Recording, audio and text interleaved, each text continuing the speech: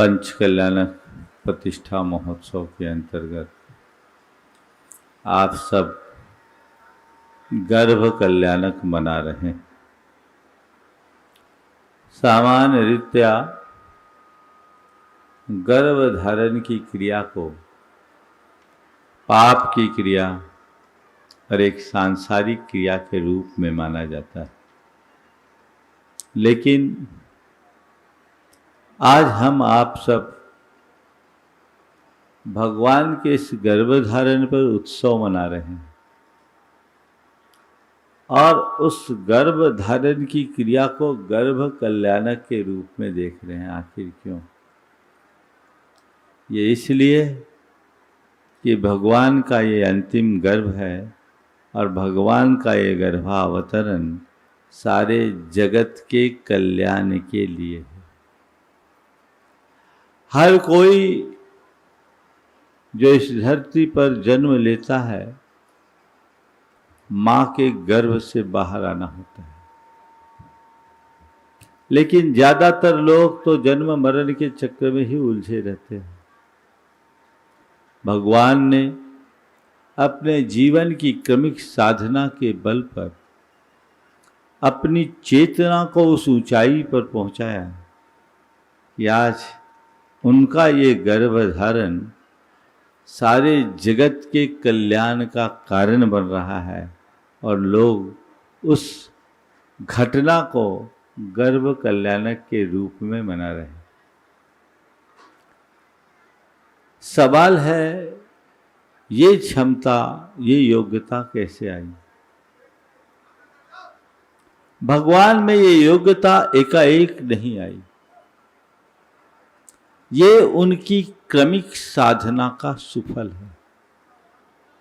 यदि हम भगवान के जीवन चरित्र को पलट कर देखें तो पाएंगे 10 भव तो निरंतर केवल और केवल साधना के भव। उन्होंने 10 भवों तक लगातार केवल और केवल साधना की। और एक विशेष बात, कल आप लोगों ने गर्भ कल्याणक की क्रिया संपन्न की। शास्त्रों में ऐसा विधान है कि भगवान के गर्भावतरण के पूर्व ही इंद्र कुछ विशिष्ट देवियों को नियुक्त करता है मां के गर्भ शोधन के लिए, और गर्भावतरण के बाद वो पूरे 9 माह तक, जब तक प्रसूति नहीं होती, जन्म नहीं होता, तब तक वे सब के सब मां की सेवा में निरत रहती। ऐसा कहा जाता है कि इंद्र द्वारा ये सब कुछ गर्भ की रक्षा के लिए किया जाता है, पर मेरी धारणा कुछ अलग है। भगवान तद्भव मोक्षगामी हैं। उन्हें उनके जीवन में किसी भी प्रकार की कोई भी असुरक्षा तो है ही नहीं, फिर ये उपक्रम क्यों? तो मैं कहता हूं, ये सब नियुक्तियां गर्भ की रक्षा के लिए नहीं, संस्कारों की रक्षा के लिए, संस्कारों की रक्षा के लिए। क्योंकि किसी भी मनुष्य का गर्भ में आना और गर्भ के 9 माह उसके जीवन के सबसे मूल्यवान पल होते। उन 9 माहों में मां के जैसे भाव होते हैं, उन सब का प्रभाव पेट में पलने वाले उस विकासोन्मुखी भ्रूण पर पड़ता है। तो ये इंद्र ने सुनिश्चित किया कि इस 9 माह की अवधि में मां के मन में रंच मात्र भी खेद खिन्नता ना हो, उसके हृदय में पूर्ण प्रसन्नता बने और उसी प्रसन्नता को बनाए रखने के लिए इंद्र के द्वारा 8 या 6 देवियां और उसके अलावा 56 कुमारियों को और नियुक्त किया जाता है, ताकि इस पूरी अवधि में मां का जीवन आमोद प्रमोद, ललित कला और पौरुष और पराक्रम की गाथाओं के साथ बीते, ताकि पेट में पलने वाले उस संतान का जीवन प्रतापी और प्रभावी बन सके। आप लोग अक्सर पंचकल्याणकों में इन दृश्यों को देखते हैं और प्रायः ऐसे प्रसंगों को आप एक घटना के रूप में देखते हैं, लेकिन यथार्थतः इसे एक अंतर घटना के रूप में देखना चाहिए। मैं मानता हूँ कि जो संस्कार गर्भ में पड़ते हैं वो संस्कार पूरे जीवन काम में आते हैं। आज मैं उन्हीं संस्कारों की बात करूँगा। कल महाराज श्री ने ये प्रसंग शंका समाधान में छेड़ा था, मैं चाहता हूँ उसी बात पर आज चर्चा की जाए। हमारे जीवन में संस्कारों का बड़ा महत्व है। एक साधारण पत्थर कहलाता है, लेकिन जब उसे शिल्पी संस्कारित करके तराश देता है तो वह मूर्ति का रूप ले लेता है, उसमें भगवान बन जाता है। हमारा संस्कारहीन जीवन मिट्टी का लोंधा है और संस्कार युक्त जीवन मंगल कलश है। अपने जीवन को मिट्टी के लौंधे से मंगल कलश का रूप देना हमारे हाथ में है। यदि हमें अच्छे संस्कार मिले तो हम वो रूप दे सकते हैं। इसलिए हर स्थिति में अपने संस्कारों को हमें प्रमुखता देनी चाहिए। और जब संस्कारों की बात आ रही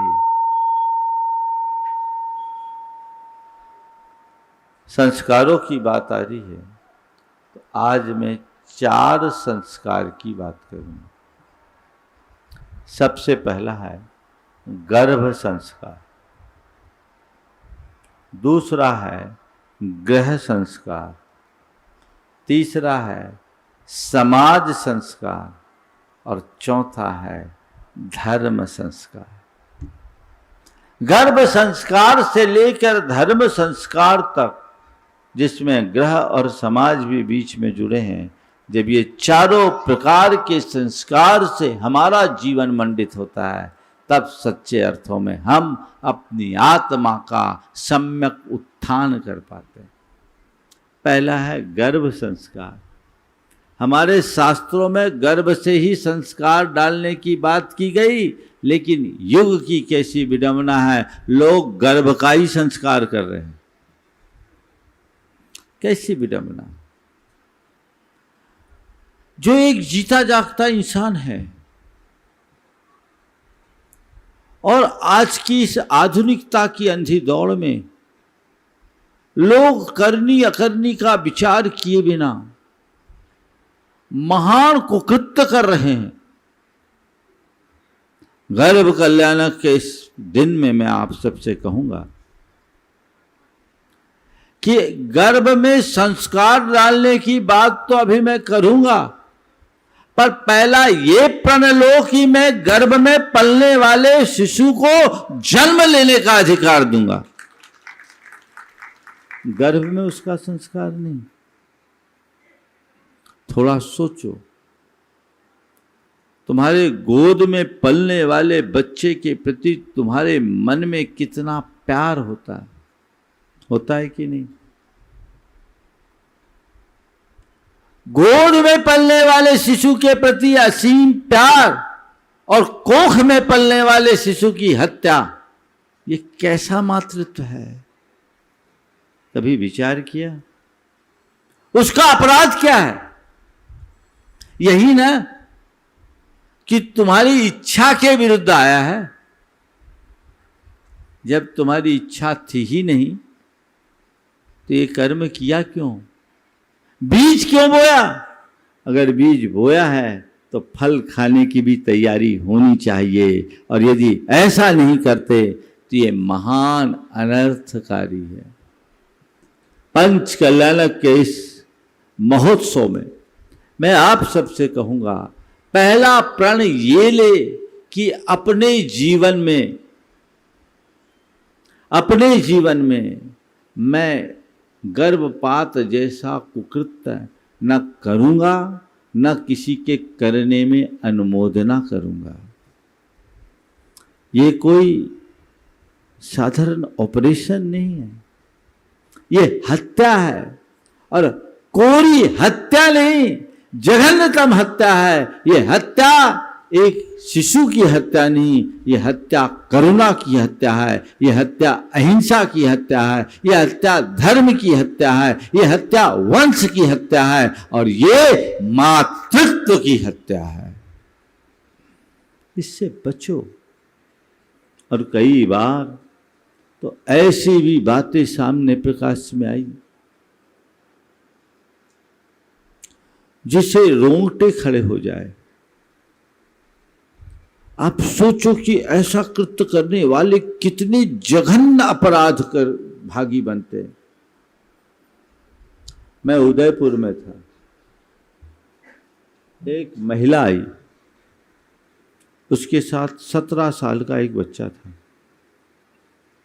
पहले आशीर्वाद दिलाया, बोला महाराज जी इसको आशीर्वाद दीजिए, इसका IIT में अंडर 100 रैंक आया है, बहुत होशियार लड़का।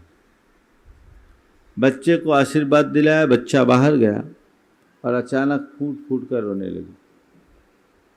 बोले महाराज आज मेरा मन मुझे कचोट रहा है। क्या बात? बोले महाराज ये जो बेटा है ना, ये जब मेरे पेट में था, इससे पहले मेरी 2 बेटियां थी। मैं नहीं चाहती थी कि तीसरा बच्चा आए। महाराज जी सबके कहने पर मैंने एबॉर्शन का मन बना लिया और सोचा इसको अबॉर्ट करा दूं। डॉक्टर के पास गई। महाराज वो डॉक्टरनी बहुत समझदार थी और उसकी बड़ी कृपा हुई मुझ पर।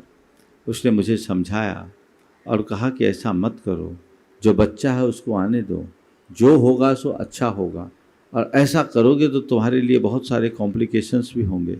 उसने मुझे पाप का पाठ पढ़ाया।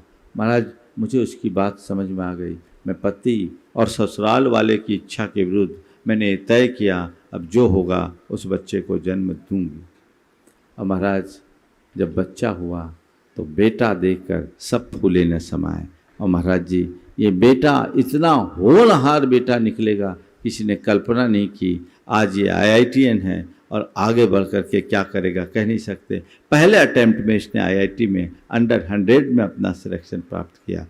और महाराज जी मैं अब जब भी इसको देखती हूँ तो मेरे मन में लगता है कि मैं कितना बड़ा कुकृत्य कर रही थी, अपने ही खून का खून करने पर तुली थी। महाराज मुझे लगता है जब भी मैं इसको देखती हूँ तो मुझे लगता है कि मैं इसकी माँ नहीं, मैं तो इसकी हत्यारन बन चुकी थी। कभी आप सोच सकते हैं जिसकी हत्या करने का कुकृत्य किया जाता है वो क्या बन सकता है? एक अच्छा नागरिक बन सकता है, वैज्ञानिक बन सकता है, एक मुनि और महात्मा बन सकता है। उसके अंदर कितनी संभावनाएं। और कुछ प्रकरण तो ऐसे भी आए जिनने एबॉर्शन कराया, उसके बाद कोख ही खत्म हो गई, आज तक मां नहीं बन पाए। कदाचित यहां तुम सफल हो भी जाओ तो भी ये तय मानना जीवन कभी सफलीभूत नहीं होगा, क्योंकि ये पाप साधारण पाप नहीं है, महान पाप है जो कई जन्मों तक तुम्हारा पीछा करेगा।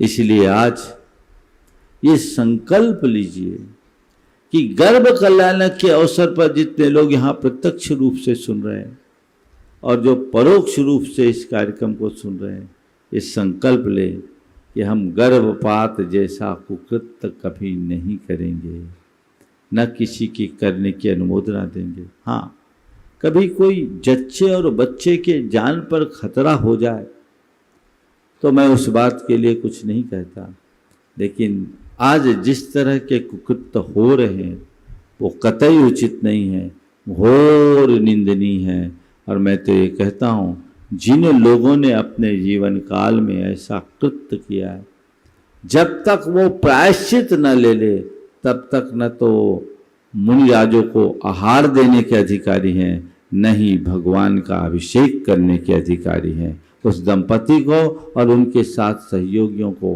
पहले गुरुओं से प्रायश्चित लेना चाहिए, तभी आहार देना चाहिए और तभी उनको भगवान का अभिषेक करना चाहिए, क्योंकि वो सूतक ग्रस्त हैं, वे हत्यारे हैं। उन्हें इस पर विचार करना चाहिए। गर्भ के संस्कार की बात मैं आप सबसे कर रहा हूं। आज आप सब लोग अगर इस कृत्य के लिए संकल्पित होंगे कि हम अपने जीवन में न तो ऐसा कृत्य करेंगे और न ही किसी की अनुमोदना करेंगे, तो मैं समझता हूँ आपका पंचकल्याणक में आना सार्थक होगा। मैं आपकी आश्वस्ति चाहता हूँ। हाथ उठा करके थोड़ा आप लोग बोलेंगे। देखें, कुछ माताओं के हाथ नहीं उठ रहे, क्या बात है, घर छोड़ा है। पूरे हाथ उठना चाहिए, दिखा दो भाई सब तरफ से, बहुत सुंदर। अभी हाथ ही नहीं उठाना है, मैं आपको संकल्प उठाए रखो, थोड़ा दुनिया को देख लेने दो। हाँ, अच्छा है, ये एक बहुत ज़रूरत है और इसका सभी को ध्यान रखना चाहिए। दूसरी बात, गर्भ में संस्कार नीचे कर ले। गर्भ संस्कार बहुत महत्वपूर्ण संस्कार। एक बात ध्यान रखना, संतान की उत्पत्ति केवल रति का फल नहीं है। संतानोत्पत्ति एक बहुत बड़ी जिम्मेदारी है। एक अच्छी संतति को जन्म दिए बिना संस्कृति आगे नहीं बढ़ पाएगी। अपनी संस्कृति को आगे बढ़ाना चाहते हो तो संतति अच्छी बनाओ। ओ ठीक करो भाई, संतति अच्छी बनाओ। और संतति अच्छी तब बनेगी जब हम अपने संतान पर अच्छे संस्कार डालें। 9 माह तक मां के पेट में जब बच्चा पले तो पूरी तरह से 9 माह तनाव मुक्त होकर जिए, प्रसन्नता के साथ जिए, प्रतापी बने, प्रभावी बने और जीवन को उसी क्रम से आगे बढ़ाने की चेष्टा करें। मन में रंच मात्र खेद खिन्नता ना हो। आजकल की बदली हुई जीवन शैली ने सब व्यवस्थाओं को तहस नहस कर दिया। अब तो मुश्किल से बच्चा आता है और आने पर डॉक्टर पूरे 9 महीना फुल बेड रेस्ट बता देता है। अब पड़े रहोगे तो पढ़ाई पैदा होगा और क्या होगा, क्या होगा, इसकी वजह भी सोचना चाहिए। लेट मैरिज इसका एक बहुत बड़ा कारण है। प्रकृति के विरुद्ध आप जाओगे, उसका परिणाम बुरा होकर रहेगा। आजकल 28, 30 साल तक विवाह नहीं होता और विवाह हो भी जाए तो जल्दी संतान नहीं चाहते। परिणाम ये होता है डॉक्टरों के चक्कर पर चक्कर लगाने पड़ते हैं। पुराने जमाने में लेट मैरिज और 1 या 2 संतान, ये 2 बड़े ऐसे कारण हैं जो कॉम्प्लिकेशंस उत्पन्न करते हैं। विश्व में इस पर काफ़ी बहस है। पुराने ज़माने में अनेक माताएं बोलती घंटे भर पहले हम चक्की चलाए और डिलीवरी हो गई। उस समय कोई कठिनाई नहीं होती, जीवन शैली वैसी थी। आज लाइफ स्टाइल बिगड़ गई। तो पहले तो अपनी लाइफ स्टाइल सही बनाएं, परिश्रमी बने, स्वावलंबी बने और अपने आप को सकारात्मकता से भरे, ताकि आपके पेट में पलने वाली संतान के अंदर अच्छे संस्कार बन जम सके। हमारे शास्त्रों में गर्भान्वय, कर्तान्वय और दीक्षान्वय की क्रियाएं जो बताई है वो संस्कार है। उन संस्कारों के समारोपण से आने वाली संतान सुसंतान बन सकती है, वो प्रयास करना चाहिए। 9 महीने तक ब्रह्मचर्य का पालन करना चाहिए शास्त्रीय विधान के अनुसार। आज का मनुष्य पशुओं से भी गया बीता हो गया। पशुओं में एक प्राकृतिक बंधन होता है, लेकिन मनुष्यों में कोई बंधन ही नहीं बचा। उसके अंदर की वासना की हवस इतनी प्रगाढ़ हो जाती कि इन बातों को वो तवज्जो नहीं देता, लेकिन भूल जाता है कि इसका कुपरिणाम क्या है। 9 माह तक अच्छे भावों के साथ रहिए और इन सब के लिए 9 महीने 9 मिनट का भावना योग बहुत कारगर उपाय है। बहुत अच्छे परिणाम आ रहे हैं। सैकड़ों महिलाओं ने उसका प्रयोग किया, हजारों ने प्रयोग किया और बहुत अच्छे परिणाम सुसंतान को जन्म दिया। ये आप कीजिए, विशुद्धि के साथ कीजिए, ताकि संतान पर एक अच्छा प्रभाव पड़े। 9 मिनट कोई बड़ी चीज नहीं, बल्कि 3 बार करो तो और उत्तम है। श्रम करो और अपने जीवन को उसी अनुरूप ढालने की चेष्टा करे तो जीवन में एक बहुत बड़ा बदलाव घटित हो सकता है। गर्भ में संस्कार की कहानी हमें अर्जुन और सुभद्रा की कथा पता होना चाहिए। काश सुभद्रा की आंखें नहीं लगी होती तो अभिमन्यु हम सबके बीच नहीं गया होता। लेकिन क्या बताऊं, आज कई सुभद्राओं के सोने से अभिमन्यु को असमय में मरना पड़ रहा है। सुभद्राओं को जागने की जरूरत है। तुम सुभद्रा हो, तुम्हें अपने अभिमन्यु को बचाना है और वह तभी संभव होगा जब तुम पूरी तरह जागृत हो। जगा के रखिए अपने आप को। अपनी चेतना को जगाए बिना आप अपने जीवन का उत्कर्ष नहीं कर सकते। वो अवधि एक प्रकार से तपस्या की अवधि। तो गर्भ संस्कार को अच्छा बना। दूसरे क्रम में ग्रह संस्कार। गर्भ में संस्कार तो मां ने दे दिए, लेकिन मां ने जो संस्कार दिए उनके पल्लवन के लिए आधार क्या है? घर है। घर के संस्कार अच्छे होंगे तो संतान अच्छी होगी, और घर के संस्कार यदि विपरीत होंगे तो सब कुछ उल्टा हो जाएगा। संतान पर अच्छा असर पड़ता है घर पर। घर का कहते परिवार संस्कारों की टकसाल होती है। जैसे संस्कार मिलेंगे परिवार का जैसा संस्कार मिलेगा, जैसा वातावरण मिलेगा, बच्चे पर वही प्रभाव होगा जैसे हो। मैंने सुना एक जेब कतरे को बच्चा हुआ, लोग उसे देखने गए। दंपति जेब कतरे थे। थोड़ा सावधान होना, अभी तो उन लोगों को सीजन चल रहा है। देखने गए, बच्चा मुट्ठी बंद किए हुए थे। प्राय ऐसा होता नहीं। नवजात बच्चा मुट्ठी बंद किए, खुलवाने की कोशिश किए, खोलने को तैयार नहीं। जब मुश्किल से खोला तो देखता क्या, उसके हाथ में अंगूठी थी। अंगूठी। और कोई उसे देखने गया था, वहाँ बाजू में उसकी अंगूठी उसने रखी होगी, किसी वजह से उसने उठाकर दबा लिया। और लोगों ने बताया जेब कतरे का बेटा है, जन्म से चोरी के संस्कार लेकर के पैदा हुआ। तुम्हारे घर का जैसा वातावरण होगा, संतान पर वैसा ही असर होगा। पहले घर में सारे संस्कार सुरक्षित रहते थे। बच्चों को घर से ही वह सब कुछ सीखने को मिल जाता था, देखकर समझकर। सारी सामाजिक धार्मिक रीतियों का बोध होता था। सामाजिक धार्मिक संस्कारों से बच्चे ओतपोत हो जाते थे। धार्मिक संस्कार और सामाजिक संस्कार और सरोकार सब उन्हें प्राप्त हो जाते थे। अब धीरे धीरे धीरे धीरे घर की सारी व्यवस्थाएं बिगड़ गई और टीवी ने आकर आपको वह सब परोसना शुरू कर दिया जिसका आपके जीवन में न कोई अर्थ है न औचित्य है। संस्कारों का ये हाल हो रहा है कि हमने सुना है कि महानगरों में तो अब ठटरी बांधने के लिए भी इवेंट वाले को बुलाना पड़ता है।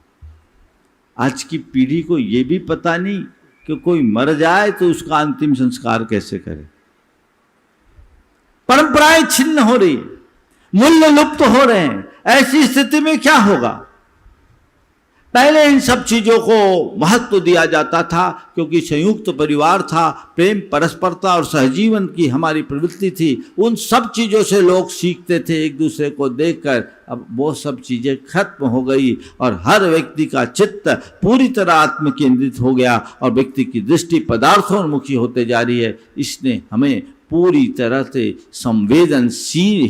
संवेदनहीन बना दिया और इस बढ़ती हुई संवेदनहीनता के कारण हमारा चित्त बड़ा अनुदार और स्वार्थी बनता जा रहा है। इसे व्यापकता दे। घर परिवार का वातावरण अच्छा होना चाहिए। आप चाहते हो कि मेरे बच्चे के संस्कार अच्छे हो तो घर में अच्छा वातावरण तो दीजिए। आजकल माँ बाप कहते हैं हमारा बच्चा सुनता नहीं है। ज्यादातर लोगों की शिकायत है ना, हमारा बच्चा सुनता नहीं है। तो तुम ये बताओ, तुम अपने बच्चों को सुनाने लायक हो कि नहीं? पहले ये भी तो देखो। मेरा बच्चा सुनता नहीं है ये बात मान लिया, बच्चे को सुनना चाहिए, पर बाप ऐसा क्यों नहीं बना कि बच्चा उसकी सुन पाए? वातावरण भी तो दो। कहीं ना कहीं बाप की भी तो गलती है। आप वैसा आदर्श उपस्थित करो, खुद अपना आचार व्यवहार करो। बच्चों के उज्जवल भविष्य के लिए आपको अपना त्याग करना चाहिए। सिंगापुर में एक दंपति मल्टीनेशनल कंपनी में काम करते हैं। क्या त्याग होता और घर का संस्कार क्या होता, आप सबको इसे ध्यान से सुनना चाहिए।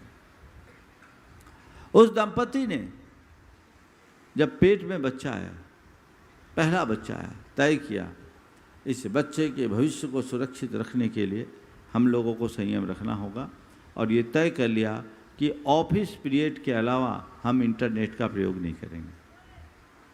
दोनों ने तय कर लिया कि ऑफिस टाइम के अलावा हम इंटरनेट का प्रयोग नहीं करेंगे। घर में बेसिक फ़ोन चलेगा, स्मार्टफोन नहीं चलेगा। ऑफिस में जो हमें करना है वो करेंगे, बाकी नहीं।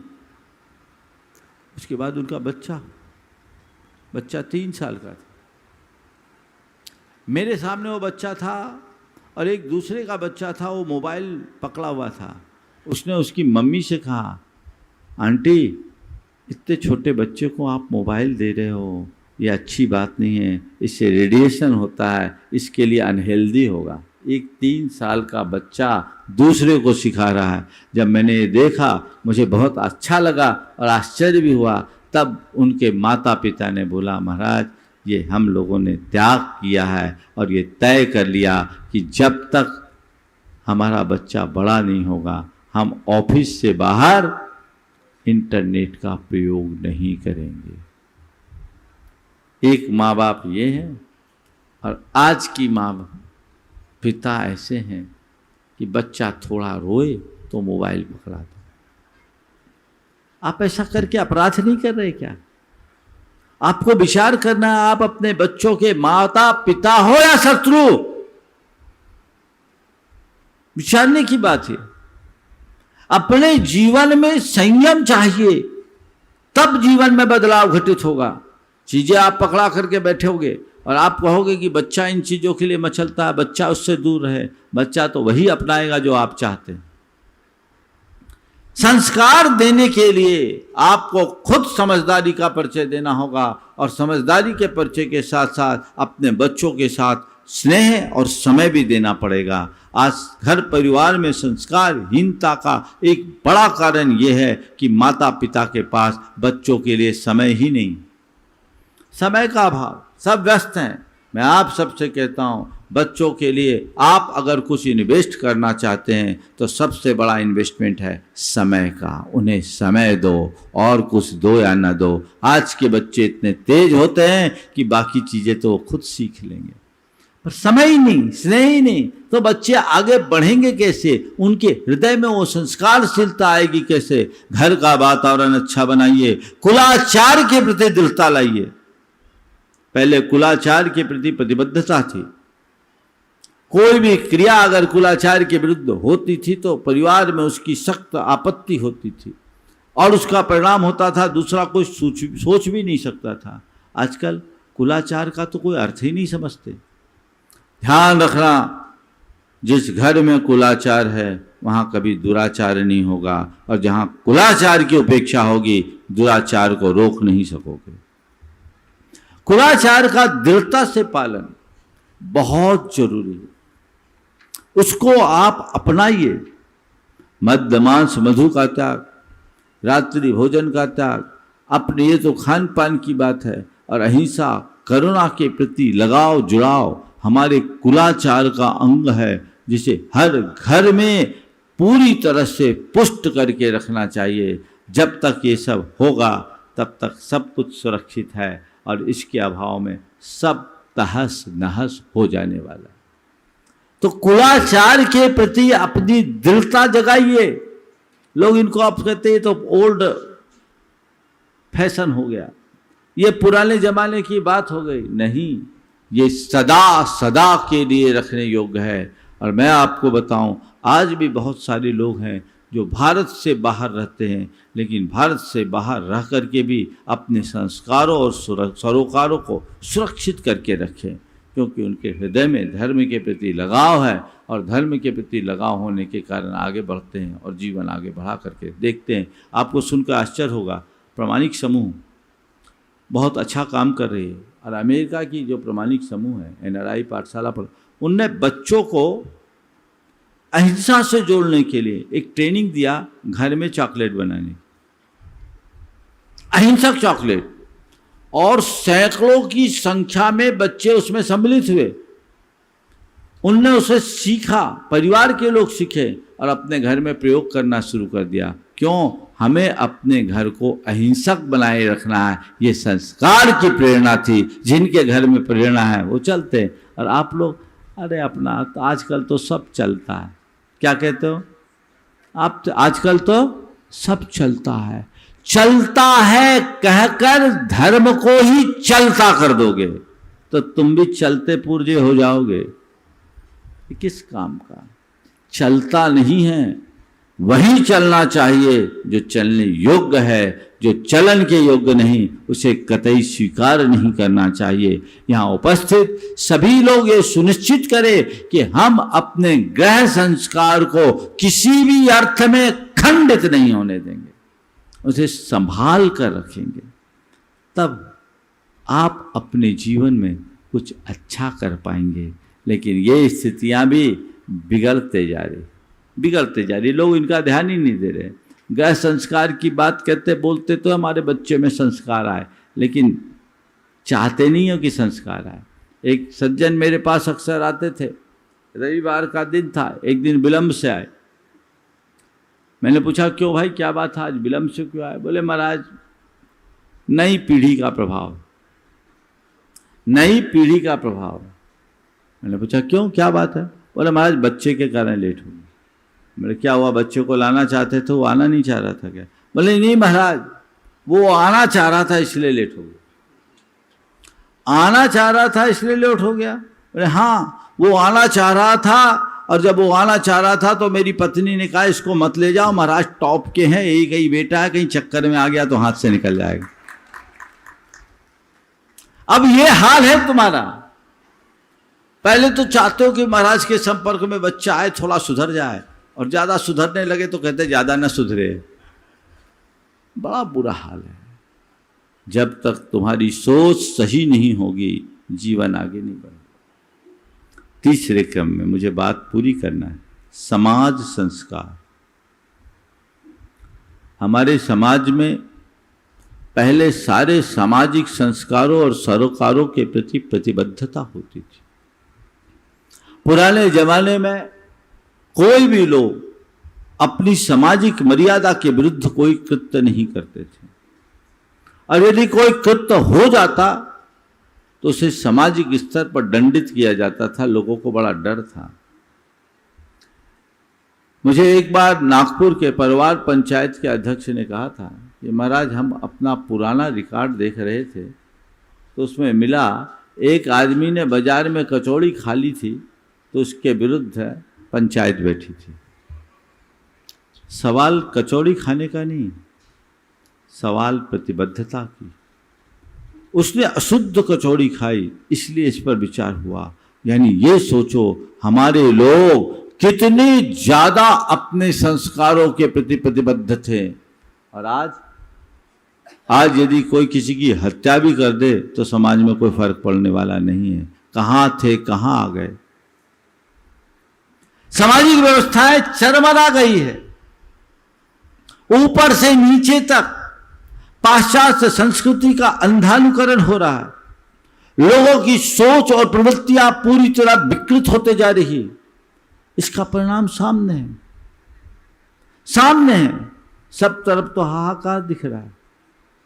जीवन कैसे आगे बढ़ेगा इस अनाचार के दौर में? संस्कारों को सुरक्षित करने की हमारी जिम्मेदारी, समाज में इस संस्कार को ठीक करना चाहिए। और आज क्या बताऊं, पूरा सामाजिक वातावरण ऐसा बन गया कि आज आप सामाजिक ब्याह शादियों में, पहले हम लोग दिन में शादी, दिन में भोज की बात करते थे। बहुत जगह चल रहा है, चल भी रहा है, बहुत जगह चला है। कई जगह ये कहा गया कि समाज में खान पान में लिमिटेशन किया जाए, लेकिन आजकल की दशा ऐसी विचित्र हो गई कि अब सामाजिक समारोहों में शराब के प्रयोग भी अंधाधुंध तरीके से होने लगे कि नहीं, कैरेट्स लगने लगे। उस समय मुझे बड़ा दुख और क्षोभ हुआ जब एक सज्जन ने मुझे बताया कि एक महानगर में किसी के बेटे की शादी थी, और कई लोगों के ऐसी परंपरा है कि शादी का कार्ड भगवान के दरबार में रखते हैं, गुरु होते तो गुरु को भी रखते। वहां एक मुनि महाराज थे, उन्होंने वो कार्ड मुनि महाराज के पास भी रखा। वो कार्ड क्या था? एक डब्बा था। उसे खोला तो उसमें शराब की बोतल थी, छोटी सी शीशी थी। सोचने की बात है, समाज कहां जा रही, हम किस दिशा में जा रहे हैं? हमारे समाज के तथाकथित संभ्रांत लोग अपनी समृद्धि की आड़ में कितने प्रकार के अनाचारों को पुष्ट कर रहे हैं, और आप सब मूक दर्शक बने बैठे हैं। अगर ऐसे संस्कारों की होली जलती रहेगी तो हमारा धर्म क्या होगा, हमारी संस्कृति का क्या होगा, हमारी परंपरा का क्या होगा, हम अपने आने वाली पीढ़ी को कैसे सुरक्षित रख पाएंगे? इस पर तो विचार होना चाहिए। लेकिन आप लोग अब क्या करें, चलता है, हम थोड़ी कर रहे हैं। ये आपकी मौन सम्मति सब कुछ सत्यानाश करने वाली है। इस पर जागरूकता होना चाहिए। मैं आपसे कहता हूं, कहीं भी अगर सामाजिक संस्कारों के विरुद्ध कार्य हो, आप वहां से लौट आइए, और केवल लौटिए मत, अपनी आपत्ति दर्ज करके लौटिए कि मैं इस वजह से लौट रहा हूं क्योंकि ये संस्कारों के विरुद्ध है। महाराज, व्यवहार बिगड़ जाएगा, व्यवहार बिगड़ जाएगा। तुम्हें व्यवहार की चिंता है, हमें संस्कार की चिंता है। संस्कार सुरक्षित है, सब सुरक्षित है, और संस्कारहीन व्यवहार तो राक्षसी व्यवहार कहलाता है। हमें उसकी कोई परवाह नहीं, उससे बचना चाहिए। अपने जीवन में बदलाव, परिवर्तन होना चाहिए। जहां हमारी सामाजिक मर्यादाओं का हनन हो, हम उसका परहेज करेंगे, इसका संकल्प लीजिए, और हम खुद के संस्कारों को सुरक्षित रखेंगे, समाज के संस्कारों को आगे बढ़ा पाएंगे।